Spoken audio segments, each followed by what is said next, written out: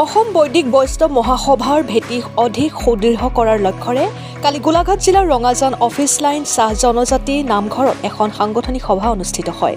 অশোক গোস্বামীৰ সভাপতিত্বত অনুষ্ঠিত সভাত চাহ জনজাতি কেইবাভাগ নামঘৰৰ ৰাইজে অংশগ্ৰহণ কৰি অনাগত দিনত অসম বৈদিক বৈষ্ণৱ মহাসভাৰ প্ৰচাৰ প্ৰসাৰ আৰু সাংগঠনিক ভেটি অধিক মজবুত কৰিবলৈ মত পোষণ কৰে। গোলাঘাটৰ পৰা জীৱন গগৈ ৰিপৰ্ট, অৰুণোদয় আছাম। আমি সৰ্বপ্ৰথমে আপোনাৰ জৰিয়তে সমগ্ৰ অসমবাসীক আজি যিভাগ সভা অনুষ্ঠিত হৈছে বৈদিক সমাজৰ সাংগঠনিক সভা, এই সভাত সিদ্ধান্ত গ্ৰহণ কৰিছোঁ যে আমি আগন্তুক আমাৰ যি কাৰ্যনিৰ্বাহক সভা হ'ব, এই কাৰ্যনিৰ্বাহক সভাৰ আগতে আমি খুব কম আৰু 15খন শাখা সমিতি গঠন কৰিম আৰু তাৰ বাবে আমি জোৰদাৰ প্ৰস্তুতি আৰম্ভ কৰিছোঁ।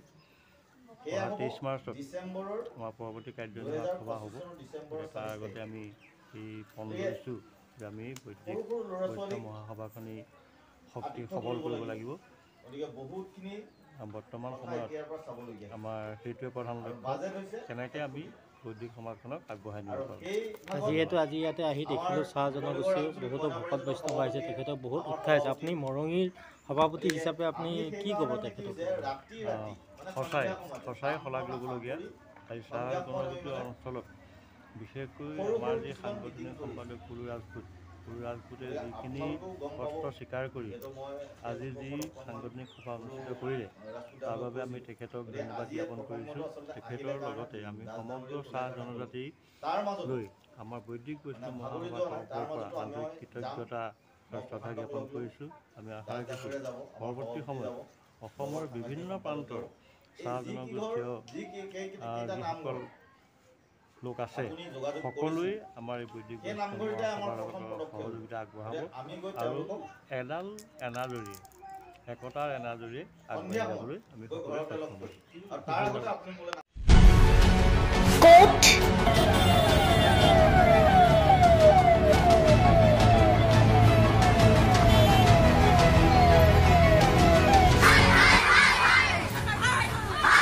কিয় কেনেকৈ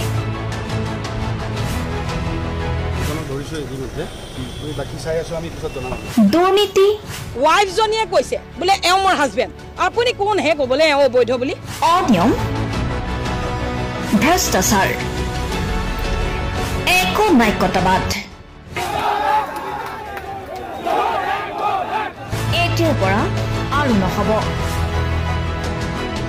আমি দিম সত্য বাতৰি।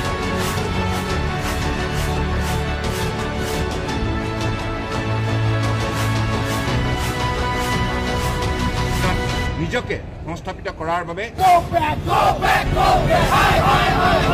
শুদ্ধ ৰূপত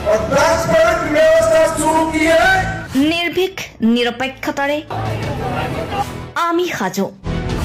অসমৰ উন্নয়নমূলক যাত্ৰাই আজি এক নতুন দিগন্ত ভৰি দিছে। অসমৰ ৰাইজৰ পৰা আমি সদায় আশীৰ্বাদ বিচাৰোঁ। আমি এনেকৈ যাতে আমাৰ জননী জন্মভূমিক সেৱা কৰি যাব বিচাৰোঁ। অৰুণোদয় অসম, নিৰ্ভীক নিৰপেক্ষ।